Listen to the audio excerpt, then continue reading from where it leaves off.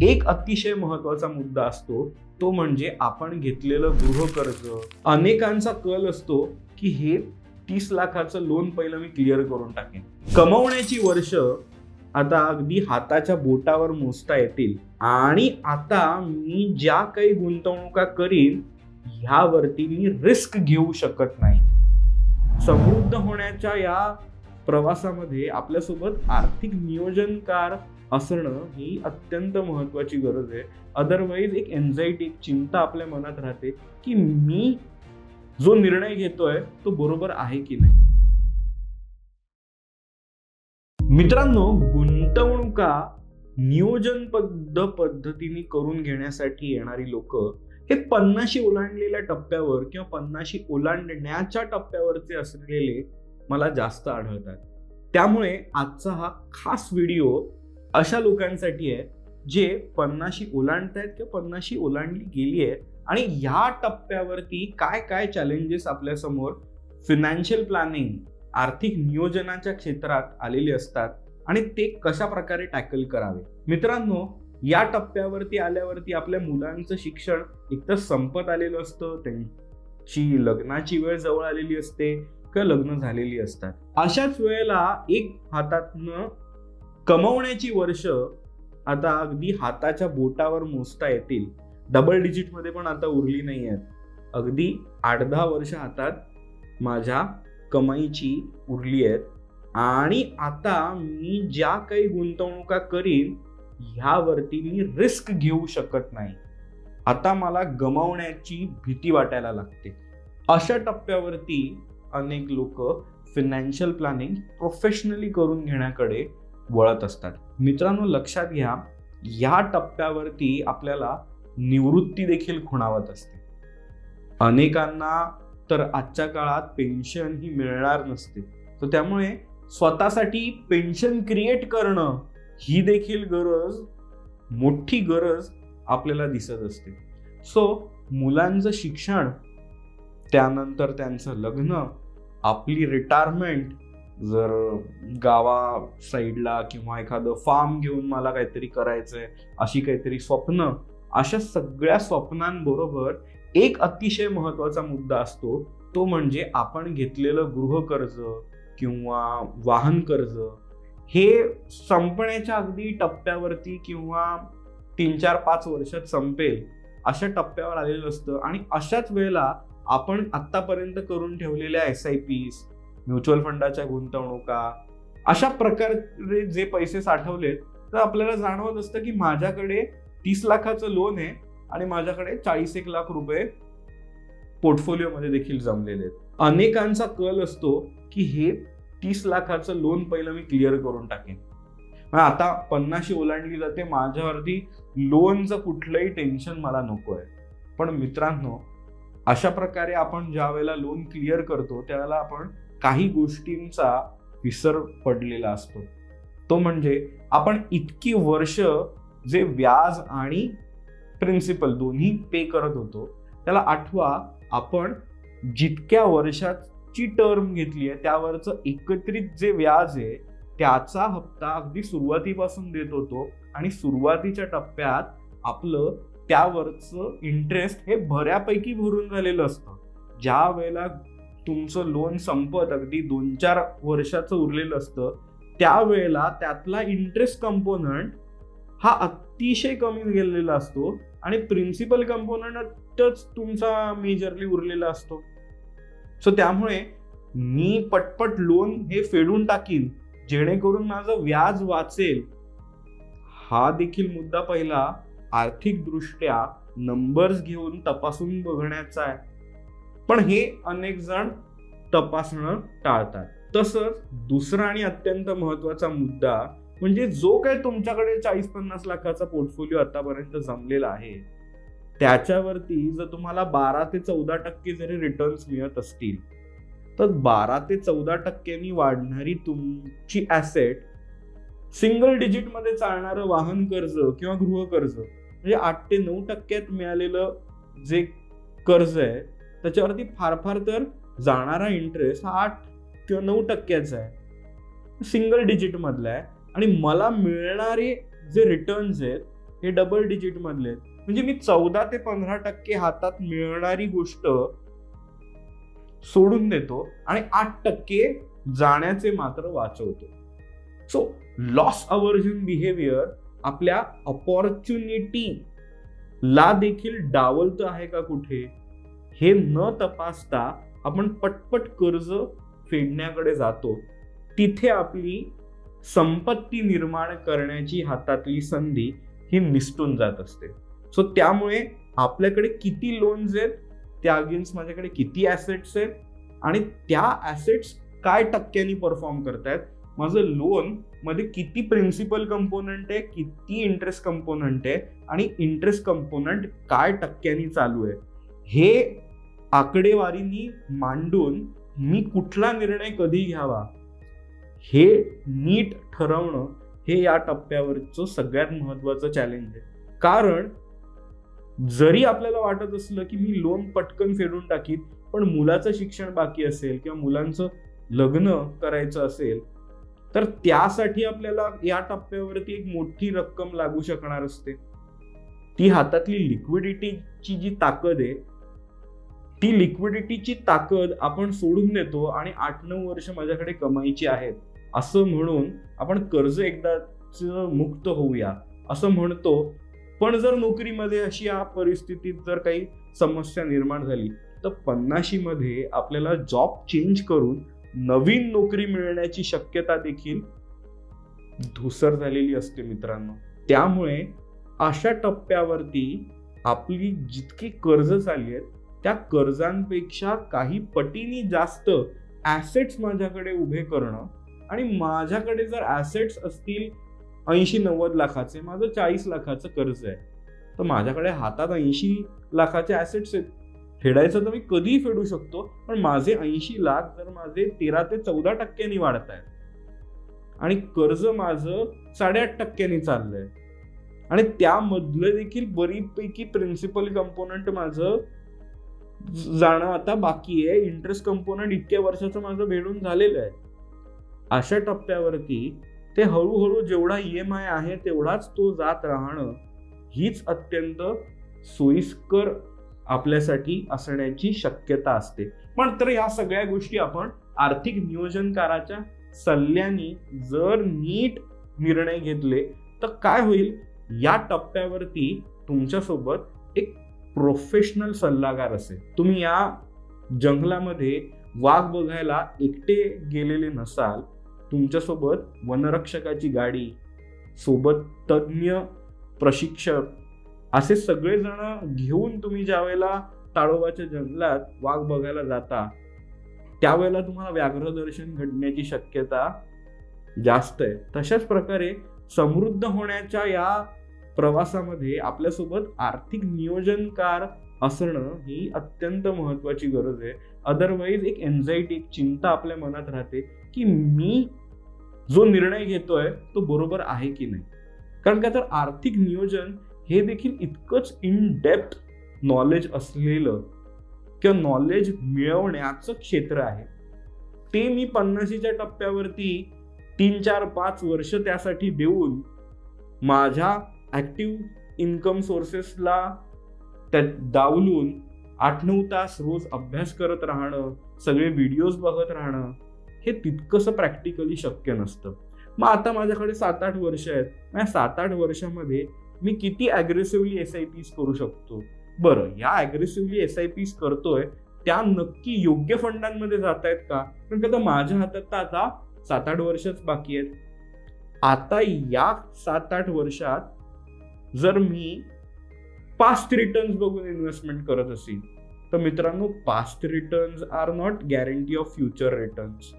So येत्या 7 ते 8 वर्षात इकॉनॉमी कुठल्या टप्प्याने प्रवास करते, त्या इकॉनॉमीच्या टप्प्यांमध्ये अशा कुठल्या ऍस्पेक्ट्समध्ये माझी इन्व्हेस्टमेंट आहे जी येत्या काळात खूप मोठ्या प्रमाणात वाढणार आहे.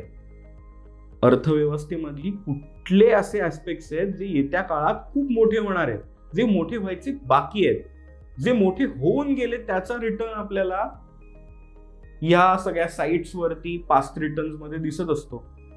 तो रिटर्न तर आता मिळून झालाय. इथून पुढे कुठले असे टप्पे अनएक्सप्लोर्ड आहेत जिथे मोठा रिटर्न मिळणार आहे, अशा प्रकारे आपल्याला नियोजन आपल्या फ्युचर SIPsचं करावं लागेल. तसंच तुमच्या मुलांच्या शिक्षणासाठी जर काही पैसे पार्क करून ठेवायचे, तुमच्या मुलांच्या लग्नासाठी काही पैसे पार्क करून ठेवायचे. सो विदिन पोर्टफोलिओ क्रिएटिंग सब पोर्टफोलिओज हे 50च्या आर्थिक नियोजनातला सगळ्यात महत्वाचा टप्पा आहे. हे नीट न समजून घेता आपण काय म्हणतो, माझ्याकडे ना 1 कोटीचा पोर्टफोलिओ आहे, पण ह्या 1 कोटीच्या पोर्टफोलिओमध्ये तुमच्या दोन्ही मुलांचं लग्न, तुमचं रिटायरमेंट हे सगळं बसलेलं असेल तर मित्रांनो तुमचा 1 कोटीचा पोर्टफोलिओ पण पुरेसा आहे असं वाटणार नाही. आणि त्याबाबत मी सदैव साशंक राहील. सो एकदा मी क्लॅरिटी घेईन की बाबा रे, ह्यामध्ये ना 25 लाख जे आहेत ते माझ्या मुलीच्या लग्नासाठी आहेत, की 30 लाख आहेत, की 35 लाख आहेत. नक्की ठरवून घेऊया की ह्या माझ्या पोर्टफोलिओ मधले किती रुपये हे मला माझ्या मुलीच्या लग्नासाठी मार्क करायचे.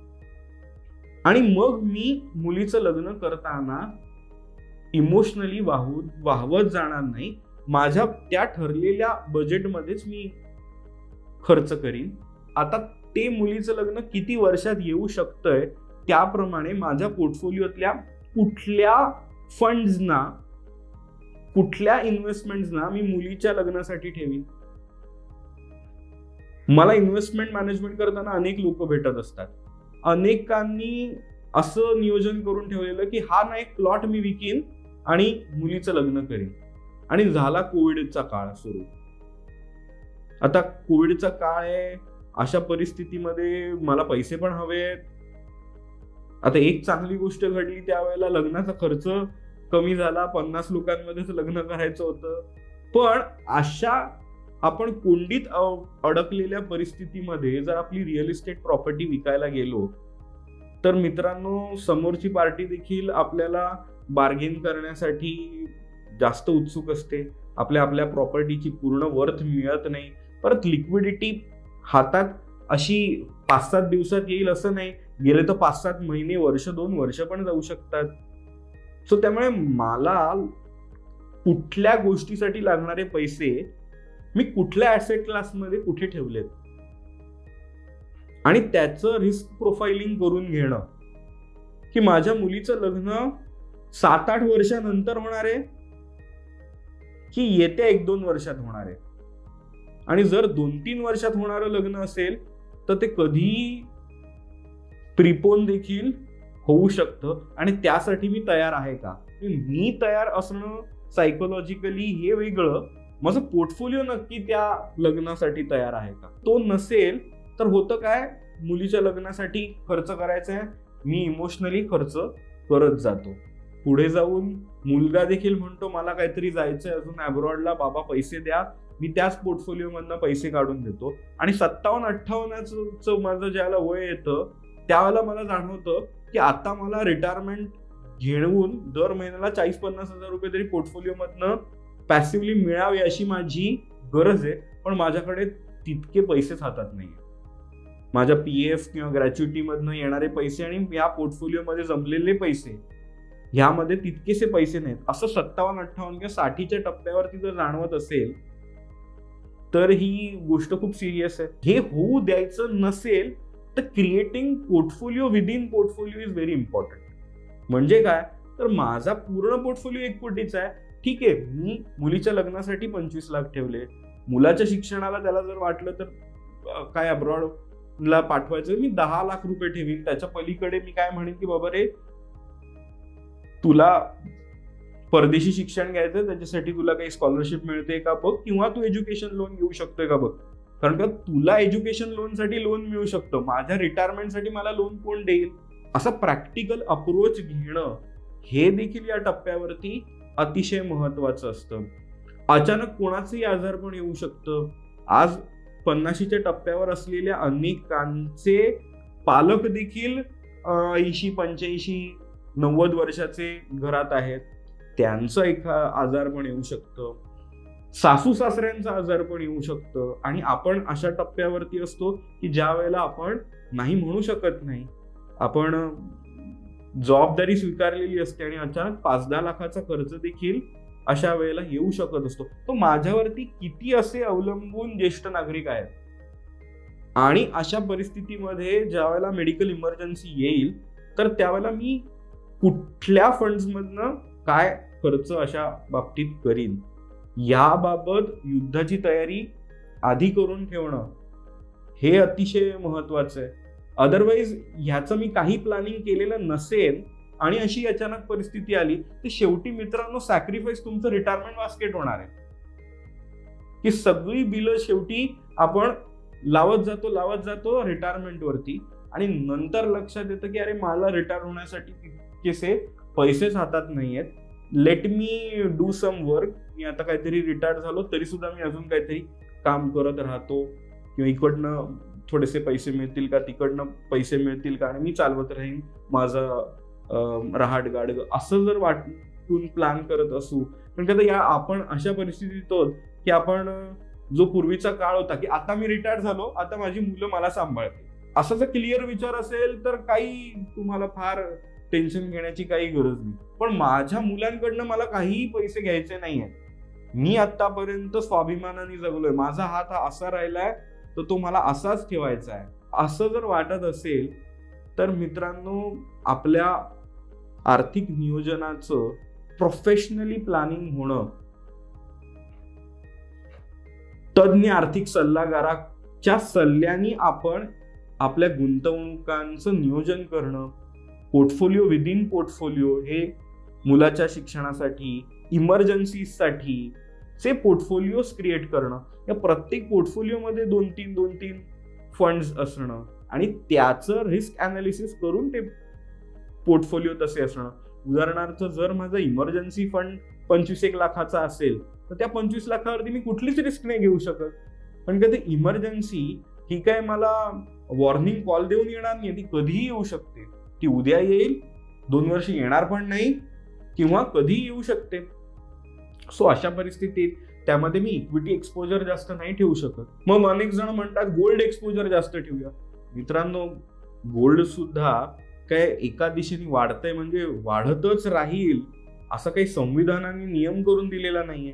सो त्यामुळे any kind of a asset which goes up which can go down as well, हे आपण स्वीकारत नाही आणि आपल्या काही गृहीतकांनी जर आपण समज करून घेऊन त्या समजांमध्ये जगत असू आणि जर त्यामध्ये काही जागतिक फोर्सेसने, उदाहरणार्थ चायना आणि अमेरिकेच्या जागतिक आर्थिक युद्धामधनं काय कॉन्सिक्वेन्सेस येतील हे आपण आज प्रेडिक्ट नाही करू शकत.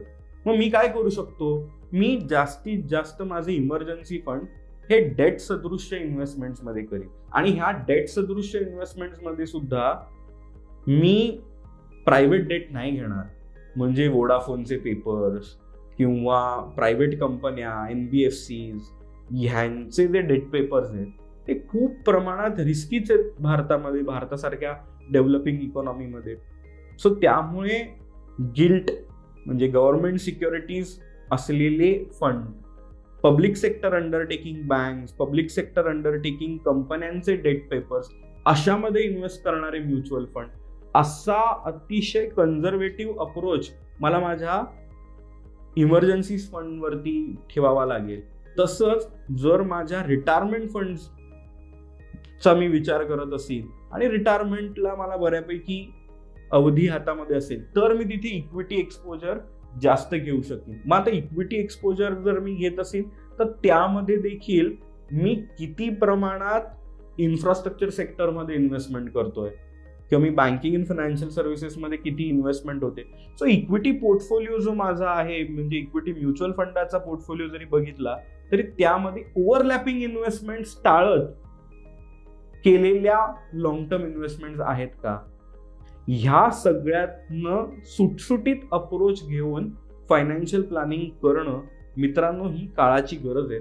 आणि जर तुम्हाला ही गरज वाटत असेल तर तुमचं व्यक्तिशः फायनान्शियल प्लॅनिंग करणं हे मला खूप आवडणार आहे.